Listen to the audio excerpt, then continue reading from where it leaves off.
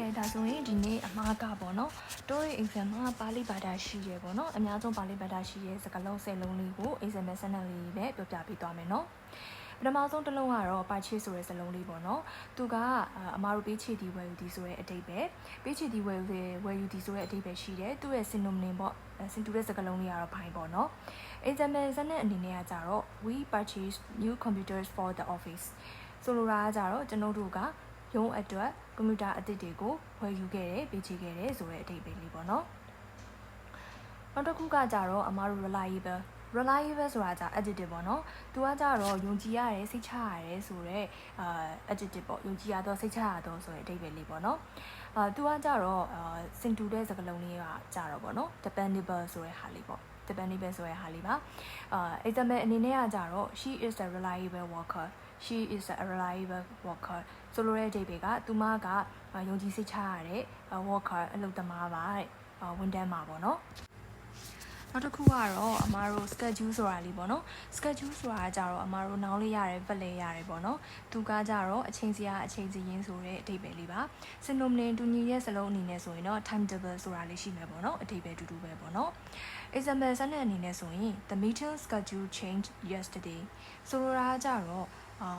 ဒီအစည်းအဝေးအချိန်စီရင်းပေါ့နော်အစည်းအဝေးအချိန်စီရင်းကမနေ့ကတော့ပြောင်းလဲသွားတယ်ဆိုတဲ့အဓိပ္ပာယ်လေးပါ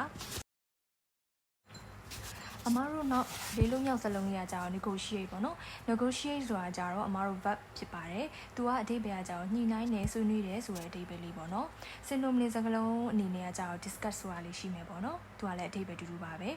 example စတဲ့အနေနဲ့ကကြတော့ they negotiated a better contract ဆိုလိုတဲ့အဓိပ္ပာယ်ကသူတို့ကတဲ့ပို့ပြီးတော့ကောင်းတဲ့စာချုပ်ကို negotiated ညှိနှိုင်းဆွေးနွေးခဲ့ပါတယ်တဲ့ဆိုတဲ့အဓိပ္ပာယ်လေးပါနောက်တစ်လုံးကကြတော့အမားတို့ maintain ဆိုတဲ့ဟာလေးပေါ့နော် maintain ဆိုတာလေးကကြတော့အမားတို့က verb ဖြစ်တယ်ထိမ့်သိမ်းထားတဲ့ရေရှည်ခိုင်မြဲအောင်ပေါ့နော်လုံဆောင်ထားရဲဆိုတဲ့အဓိပ္ပာယ်လေးပေါ့ synonym အနေနဲ့ကကြတော့အမားတို့ sustain ဆိုတာလေးရှိမယ်အဓိပ္ပာယ်တူတူပဲเนาะ example စတဲ့အနေနဲ့ကကြတော့ the company maintains high quality standards အဓိပ္ပာယ်ကကြတော့ဒီကုမ္ပဏီကပေါ့ကုမ္ပဏီကတဲ့ high quality standards ရေသွင်းမြင့်တဲ့စံနှုန်းတွေကို maintainသူကထိမ့်သိမ်းထားတယ်အခုချိန်ထိပေါ့နော်ဒီအရေးသွေးမြင့်စံနှုန်းတွေကိုသူကဆက်လက်ပြီးတော့ကင်ဆောင်ထားရဲဆိုတဲ့အဓိပ္ပာယ်ပါနောက်တစ်ခုကကြတော့ approve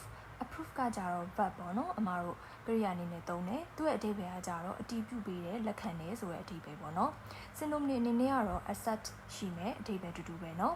example တဲ့အနေနဲ့ကကြတော့ the director approved the budget the director approved the budget ဆိုတာက director ကဒီကုန်ကျစရိတ်ပေါ့နော်သုံးစွဲရမယ့်စရိတ်ကိုသူကလက်ခံပေးလိုက်ပြီးအတည်ပြုပေးလိုက်ပြီးဆိုတဲ့အဓိပ္ပာယ်လေးပါ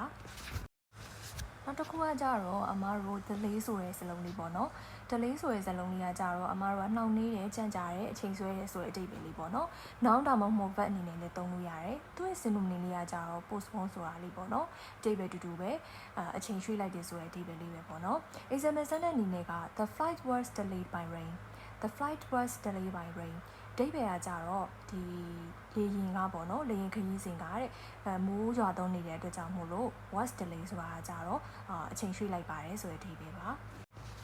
နောက်တစ်ခုကကြတော့အမားတို့ deadline ဆိုတာလေးပေါ့နော် deadline ဆိုတာလေးကကြအားလုံးသိတဲ့အတိုင်းပဲဒါနောက်ဆုံးထားပြီးတော့လုပ်ရမယ့်အချိန်ကိုပြောတာနော်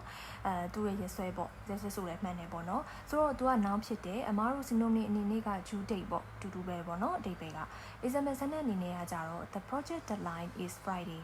ဒီ project ရဲ့နောက်ဆုံးထားပြီးတော့လုပ်ရမယ့်ရက်က Friday တောက်ကြနေဖြစ်ပါတယ်တဲ့အမားတို့နောက်တစ်လုံးကကြတော့ increase ဆိုတာလေးပေါ့နော် increase ဆိုတာလေးကကြတော့အမားတို့တိုးမြင့်နေတိုးတက်သွားတယ်မြင့်တက်သွားတယ်ဆိုတဲ့အဓိပ္ပာယ်လေးပါ verb noun နှစ်ခုလုံးရတယ်ပေါ့နော် synonym အနေနဲ့ကကြတော့သူက right ဆိုတဲ့စလုံးလေးရှိမယ်နော် example sentence လေးအနေနဲ့ကကြတော့ sales increased last month sale is increased last month ဆိုတာကကြတော့ရောင်းအားကပြီးခဲ့တဲ့လတုန်းကမြင့်တက်သွားတယ်တိုးမြင့်သွားတယ်ဆိုတဲ့အဓိပ္ပာယ်လေးပါနောက်ဆုံးစလုံးလေးကတော့ allocate ပေါ့နော် allocate ပါ allocate ကကြတော့အမားတို့ကတခုခုကိုသတ်မှတ်ပေးတယ်ပေါ့နော်အဆိုင်ချပေးတယ်ပေါ့တခုခုကိုသတ်မှတ်ပေးတယ်ဒုဆောင်ဖို့အတွက်တာဝန်ပေးရဆိုတဲ့အဓိပ္ပာယ်လေးပေါ့နော်သူက verb ပါ synonym အနေနဲ့ကအမားတို့ assign ဆိုတဲ့စကားလုံးလေးလည်းရှိမယ်ပေါ့နော်အဓိပ္ပာယ်တူတူပဲနော်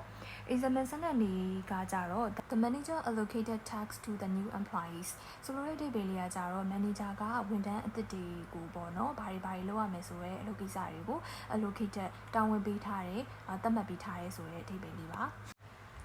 ဗီဒီယိုလေးကိုအဆုံးထိကြည့်ပေးတဲ့အတွက်ကျေးဇူးအများကြီးတင်ပါတယ်နော်။အမားတို့ရဲ့ YouTube channel လေးကို like and subscribe လေးလုပ်ပေးထားဖို့မမေ့ကြနဲ့ဦးနော်။နောက်ဗီဒီယိုမှာပြန်ဆောင်ကြမယ်နော်။